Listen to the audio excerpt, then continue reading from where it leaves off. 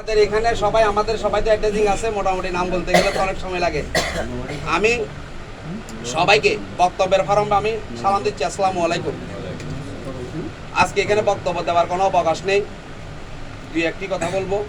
কথা হলো, আমি সর্বপ্রথম যেটাই বলে আসছি, আমি শ্রদ্ধার সাথে এবং স্মরণ করছি আমাদের মরহুম জসিমউদ্দিনকে।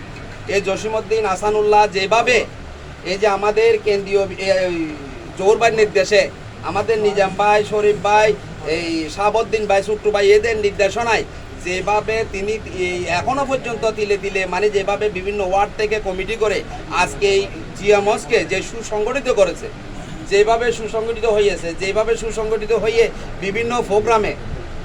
বিভিন্ন প্রোগ্রামে আমি দেখতেছি তারা যে বিভিন্ন আন্দোলন সংগ্রামে হাসিনার অবৈধ সরকারের কে পতন করার জন্য যে আন্দোলন সংগ্রামগুলো হয়েছে তার মধ্যে আমি দেখেছি জিয়া মর্স সর্বপ্রথম গিয়েছে।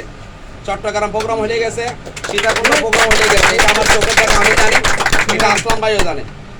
আমি আরেকটাই কথা বলবো, কিন্তু যে প্রোগ্রামগুলো আপনাদেরকে নিয়ে জিয়া মর্স, এই যে আহসানুল্লাহ জসিম আমাদের মাঝ থেকে হারিয়ে গেছে, উনি একজন সাংগঠনিক ব্যক্তি ছিলেন, হয়তো তার এখন জসিম হয়তো তাকে শূন্যতা সেই পূরণ করতে পারবে কিনা জানি না। আহসানুল্লাহ ওটা সবসময় মিস করবে, তাকে মিস করবে।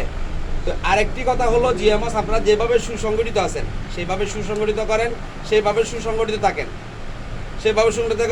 আমাদের নেতা জহুর ভাই আমাদেরকে নির্দেশনা বক্তব্য দিবেন এবং যেমন মনে করেন আগামী ভবিষ্যৎবাণী বক্তব্য দিবেন, এটা আমরা উপলব্ধি করব এবং ওই বক্তব্যগুলো আমরা শিখব।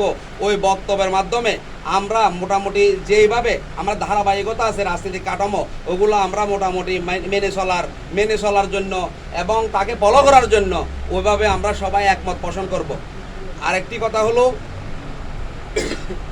আমাদের মধ্যে ওয়ার্ডের মধ্যে এখানে তো সবাই আমরা ওয়ার্ডের ভিত্তিতে এখানে আসছি, আমরা এখানে আমাদের ওয়ার্ডের মধ্যে যে ধরনের যেমন মনে করেন এই যে ওয়ার্ডের এই জিয়া মঞ্চের সভাপতি, সেক্রেটারি, সাংগঠনিক যারা আছে এখানে আমাদের একটা দলের 11টা অঙ্গ সংগঠন, একটা বিএনপির 11টা অঙ্গ সংগঠন আছে। তার মধ্যে সকল অঙ্গ সংগঠনের কমিটিগুলো বর্তমান ওয়ার্ডের মধ্যে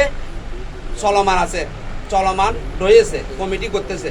তো আপনারা যাতে করে যারা কমিটি করেন নাই ওরও কমিটিগুলো আপনারা করে ফেলবেন করে আর দেশে জিয়া মঞ্চকে শক্তিশালী করবেন, হাতকে শক্তিশালী করবেন, শরীফ ভাই, নিজাম ভাই এদের হাতকে শক্তিশালী করবেন। আজকের এই মঞ্চ, আজকের যে জিয়া মঞ্চ কিন্তু জিয়া মঞ্চের মতো মানে একটা সৌন্দর্য, একটা এই দৃশ্য আজকে আমরা উপলব্ধি করতে পারছি।